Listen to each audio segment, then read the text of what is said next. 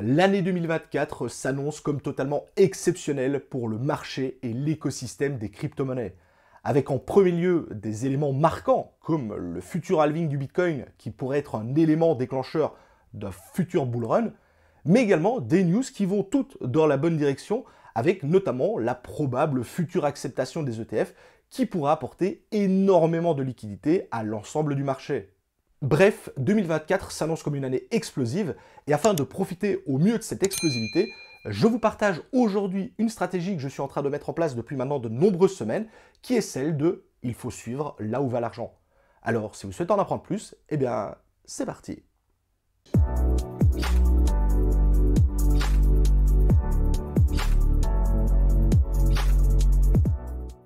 À l'occasion du mois de décembre et des fêtes de fin d'année, CryptoNews et moi-même vous permettons de remporter 100 $ à partager entre deux gagnants. Pour participer, rien de plus simple. Il suffit de trouver la première partie du code caché dans l'un de leurs articles récemment mis en ligne.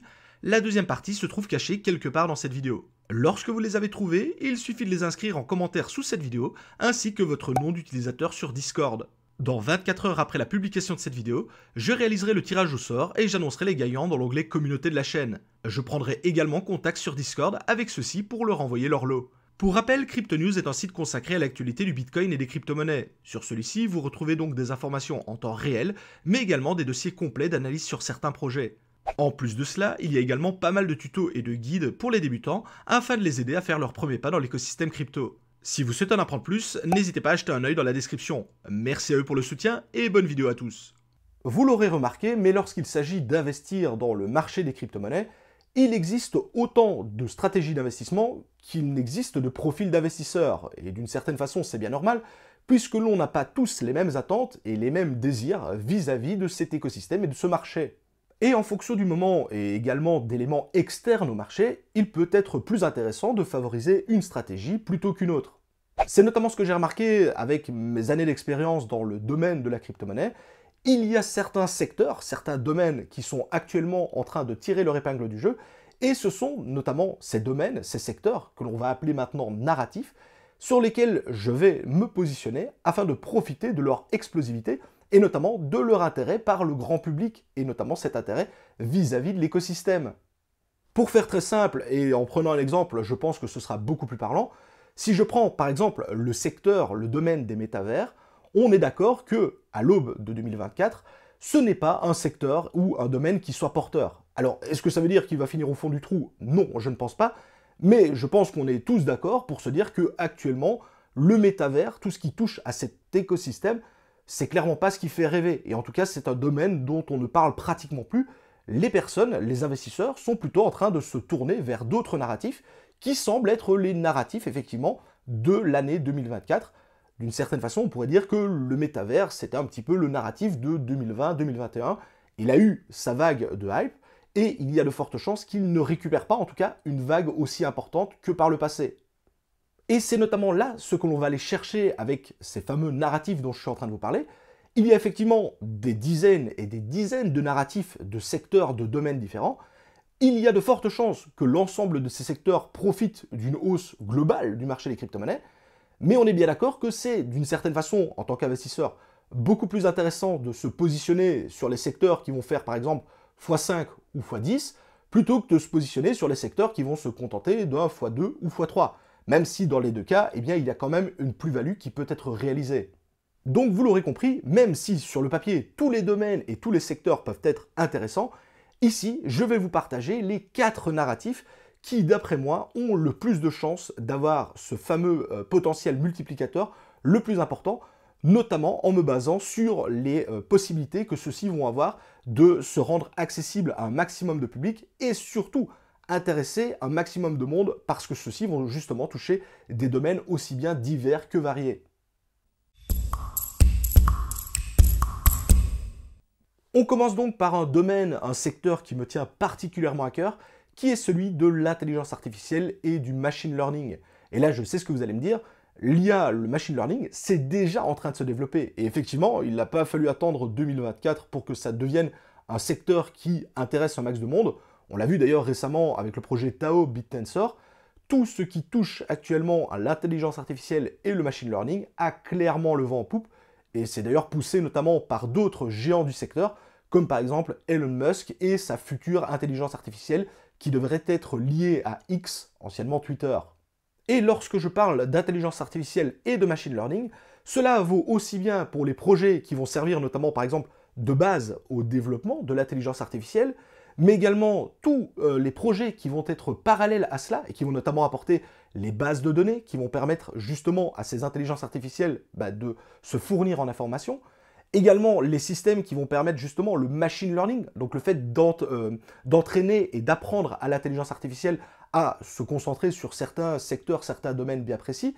Ça va être également tous les projets qui vont être en lien et qui vont servir d'infrastructure, d'ossature d'une certaine façon au développement de ces IA.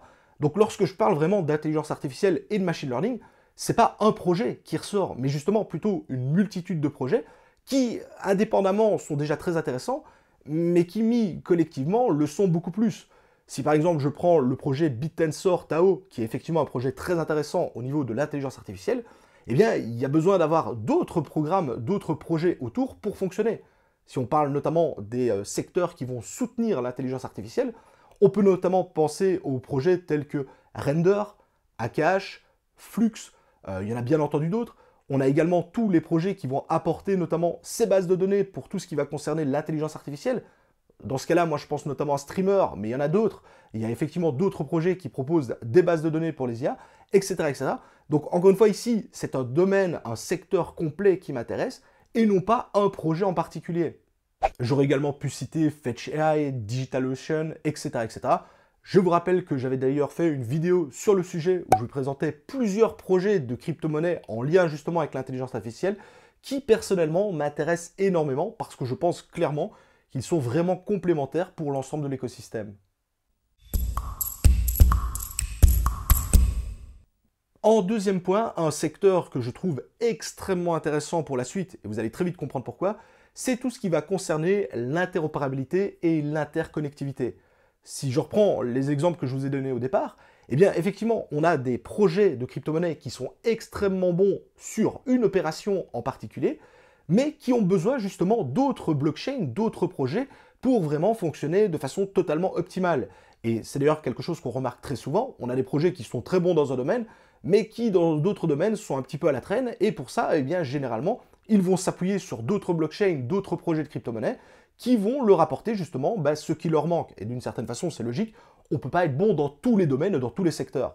Et c'est justement ici qu'intervient tout ce qui va concerner l'interopérabilité et l'interconnectivité. Le but, ça va vraiment être d'avoir des projets de crypto-monnaie dont l'objectif va être de faciliter les échanges et la communication entre différentes blockchains qui, de base, n'auraient pas eu d'interaction directe, puisqu'elles ne sont pas codées de la même façon, il n'y a pas les mêmes équipes, elles ne fonctionnent pas du tout de la même manière, mais le fait de justement de pouvoir leur permettre de communiquer entre elles de façon efficace et de façon simple. Et ça pour moi c'est quelque chose d'extrêmement important, et c'est notamment quelque chose que l'on va retrouver beaucoup au niveau de tout ce qui va concerner l'écosystème Atom Cosmos, puisque effectivement quand on sait que Atom Cosmos est vraiment la base sur laquelle viennent se développer des tonnes de projets de crypto-monnaies divers et variés, eh bien l'ensemble de ces projets doivent pouvoir communiquer de façon simple et efficace entre eux. Et c'est ici notamment qu'on va retrouver beaucoup de projets qui vont être utilisés pour l'interconnectivité, afin justement de permettre à ces blockchains de communiquer. Mais attention, ici j'ai pris Atom Cosmos parce que c'est vraiment la partie de l'écosystème que je connais, mais c'est également valable sur d'autres projets, comme par exemple Polkadot ou encore Avalanche, qui servent également de base pour développer des réseaux divers et variés, et qui ont les mêmes nécessités, c'est-à-dire de permettre à différents projets de crypto-monnaie de pouvoir communiquer entre eux. Pour moi, c'est clairement un narratif extrêmement important pour l'année 2024, parce qu'on remarque qu'on a de plus en plus de projets qui arrivent maintenant à maturité, qui ont besoin de communiquer avec d'autres projets de l'extérieur, et je pense vraiment que ça va être un secteur qui va se développer, et comme vous l'avez vu, ça concerne énormément de projets différents, puisque d'une certaine façon, il y a moyen de tous les faire communiquer entre eux.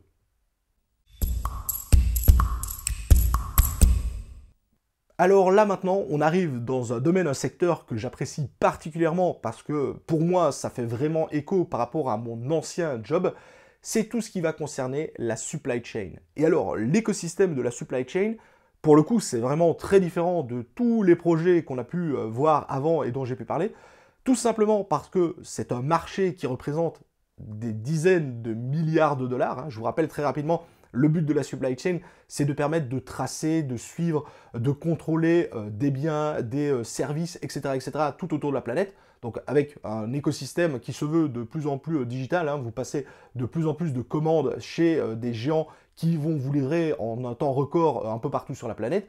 On comprend donc l'intérêt de cette logistique qui va être énorme. Donc c'est un marché qui représente des milliards et des milliards de dollars. Et ce que je trouve le plus incroyable, c'est que pour un si gros marché, on se retrouve avec seulement quelques projets qui sont sur ce domaine-là. On retrouve notamment Morpheus Network, que je vous avais également présenté en vidéo, mais il n'est pas tout seul. On retrouve notamment VeChain, qui est on va dire, la référence lorsque l'on parle de supply chain. On a également TheFood, dont c'est un projet qui va notamment servir à tout ce qui va être la traçabilité au niveau des, de la nourriture, des ingrédients, etc. Et c'est ça que je trouve dingue avec ce narratif, c'est que c'est probablement un narratif qui représente énormément d'argent, si pas le plus d'argent, mais en tout cas une très grosse partie, et il n'y a pas beaucoup de concurrence, ce qui fait que, d'une certaine façon, si vous êtes convaincu que c'est un narratif qui va bien fonctionner, moi personnellement c'est mon cas, eh bien c'est pas très compliqué de faire des choix, parce que il n'y a pas tant de choix que ça, et au final vous pouvez même vous positionner sur les différents acteurs, parce que le marché que ça représente, encore une fois d'après moi, est tellement énorme, que je pense clairement qu'il y a de la place pour plusieurs acteurs, puisque là pour le coup, le marché est tellement grand que ce serait même pas étonnant de les voir se partager ça. C'est un petit peu comme si on prend les entreprises de livraison, vous avez FedEx, DHL, La Poste, etc. Et il y a de la place pour tout le monde. Là, ça va être un peu la même chose, je pense. Le marché est tellement gros, représente tellement d'argent, qu'il y a de la place pour les différents acteurs qui sont déjà en place. Et donc, vous l'aurez compris, dans mon cas, je suis déjà en train de me positionner sur ce narratif-là, puisque effectivement, le marché étant tellement important et le potentiel multiplicateur qui va avec me semble également très important, c'est pour cela que je suis déjà en train d'essayer de prendre des positions et notamment de renforcer des positions que j'avais déjà prises par le passé afin de me préparer au mieux à attaquer et affronter ce narratif qui, je le pense vraiment, va vraiment prendre son envol au courant de l'année 2024. Et pour finir, le quatrième narratif dont je vais vous parler est probablement celui qui va être le plus important et qui va toucher un maximum de monde, puisque c'est justement son objectif, ce sont les RWA, les Real World Assets, à savoir la tokenisation des actifs réels. Je vous en ai d'ailleurs parlé dans cette vidéo, si vous souhaitez en apprendre plus sur justement ce qui se cache derrière ces RWA, mais pour moi c'est clairement un écosystème de fou, puisqu'en fait ça va tout simplement être le fait de faire le lien entre le monde réel et le monde de la blockchain, puisque le but, encore une fois, de la tokenisation de ces actifs, ça va permettre de les utiliser directement sur la blockchain pour différentes opérations. Ça peut être du prêt, ça peut être la vente de maison, ça peut être la sécurité au niveau de tout ce qui va être les biens de luxe, etc.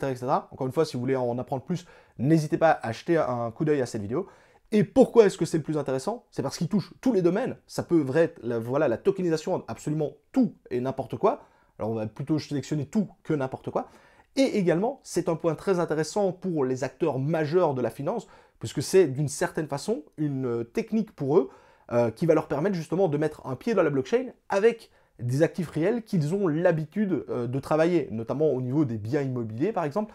Eh bien, je pense vraiment que tout ce qui va être le domaine et le secteur des RWA va être quelque chose qui va prendre son envol dans les années à venir. Ça va se développer de plus en plus. D'ailleurs, si les fameux ETF, Bitcoin et autres sont acceptés, sont validés, ça pourrait être clairement un coup d'accélérateur pour ces fameux RWA, puisque d'une certaine façon, un ETF, ce n'est jamais qu'une représentation d'un token, d'un coin sur la blockchain. Et pour le coup, les ETF Bitcoin, on pourrait d'une certaine façon les voir comme une représentation d'un Bitcoin dans la vie réelle pour un actif de la blockchain. Et c'est pour ça que je pense vraiment que c'est un écosystème qui va se développer, et c'est notamment pour cela que je suis moi-même en train de me repositionner sur ce secteur des RWA. Alors vous l'aurez compris, ici je vous parle de mes 4 narratifs à moi, et c'est tout à fait normal que, d'une certaine façon, vous n'ayez peut-être pas les mêmes, ou que vous en ayez en commun et que vous en ayez d'autres. Il y a par exemple un narratif que moi j'apprécie énormément, qui est celui de tout ce qui va être la gamification, tout ce qui va être le gaming au niveau du Web3, etc. Est-ce que je pense que ce narratif va prendre de l'ampleur dans les années à venir? Oui, clairement. Je pense clairement que le gaming va se développer et que c'est une façon très intelligente justement de se développer. Mais est-ce que je pense par exemple que le gaming va avoir un attrait moins important que par exemple justement les RWA, eh bien oui, je le pense aussi, parce que le monde du jeu vidéo, même si je suis moi-même gamer, ça touche une partie de la population, et vous êtes bien d'accord que cette partie de la population, hein, les gamers, est beaucoup plus faible que, d'une certaine façon, par exemple, le monde de l'immobilier. Il y a beaucoup plus de gens qui s'intéressent à l'immobilier qu'aux jeux vidéo. Eh bien, c'est un peu cette façon dont je vois les choses. Il y a d'autres narratifs, d'autres secteurs qui sont également très intéressants, qui vont probablement également avoir de belles performances, mais en ce qui me concerne, je pense que les 4 que j'ai sélectionnés, qui représentent encore une fois mes attentes et mes demandes, eh bien ce sont ceux qui ont le plus de chances de performer, et surtout de performer et de bien performer. Puisqu'encore une fois, c'est ce que je disais, la plupart des secteurs, si on a un bull run, vont profiter de la hausse globale du marché des crypto-monnaies, ça c'est certain, mais je pense qu'encore une fois, il y a certains secteurs, certains domaines, et donc certains projets qui sont liés à ces secteurs, qui vont profiter beaucoup plus de cette hausse. Et c'est notamment ce qu'on est déjà en train de voir avec, par exemple, le secteur, la narrative de l'intelligence artificielle. On remarque qu'il y a déjà un attrait qui est beaucoup plus important dans ce domaine bien précis, plutôt que, si je reprends encore une fois l'exemple que je vous avais donné avec les métavers au début, bah effectivement, à l'heure actuelle, le métavers, ça fait plus vraiment rêver les gens. Peut-être que ça va être cyclique également, et que des narratifs qui sont déjà passés vont revenir dans le futur, c'est également possible, mais à l'heure actuelle, typiquement, si je reprends par exemple les métavers, j'ai vraiment du mal à voir cet écosystème revenir en tout cas sur le devant de la scène, ou tout du moins revenir comme ça a déjà été le cas par le passé. D'ailleurs, pour terminer cette vidéo, ça m'intéresse énormément d'avoir les avis de la communauté sur les narratifs que je viens de vous présenter, mais ça m'intéresse surtout d'avoir vous, vos propres visions, vos propres narratifs, qui selon vous ont justement le plus de chances d'exploser. Encore une fois, le but ici, c'est d'avoir un débat constructif, et c'est justement très intéressant d'avoir des personnes qui ne sont pas du tout du même avis que moi, justement pour avoir ce débat. Si par exemple pour vous, les métavers, c'est clairement le narratif que je ne vois pas venir et que je passe à côté, n'hésitez pas à me le dire et surtout me dire pourquoi, parce qu'encore une fois, me balancer des narratifs comme ça, c'est intéressant, mais pourquoi d'après vous c'est intéressant? Si d'après vous, le gaming, le Web3, etc., c'est un narratif extrêmement important, n'hésitez pas à me le faire savoir. Et encore une fois, ce n'est pas parce que maintenant j'ai établi cette stratégie que, comme d'habitude, elle ne va pas évoluer au fil du temps. Là, je suis en train de me préparer pour 2024. Mais effectivement, si à la moitié de l'année 2024, par exemple, on remarque que certains narratifs ne prennent pas ou n'ont pas autant la vague avec eux, eh bien, j'aurai aucun problème à me repositionner. C'est exactement ce que je suis en train de faire maintenant vis-à-vis d'anciens projets. Je me repositionne sur ces nouveaux projets afin de profiter justement de la potentielle hausse. Bref, vous l'aurez compris, il y a autant de stratégies d'investissement qu'il n'y a de profils d'investisseurs. Voici donc qui termine la vidéo les amis, j'espère vraiment qu'elle vous aura plu. Si c'est le cas comme d'habitude, n'hésitez pas à la bombarder de likes. Si vous n'êtes toujours pas abonné à la chaîne, n'hésitez pas à cliquer sur ce bouton s'abonner et activer la cloche pour ne manquer aucune des prochaines vidéos. Je vous souhaite à tous d'excellents investissements dans le monde des crypto-monnaies pour l'année 2024. C'était Monsieur TK, ciao les crypto-fans.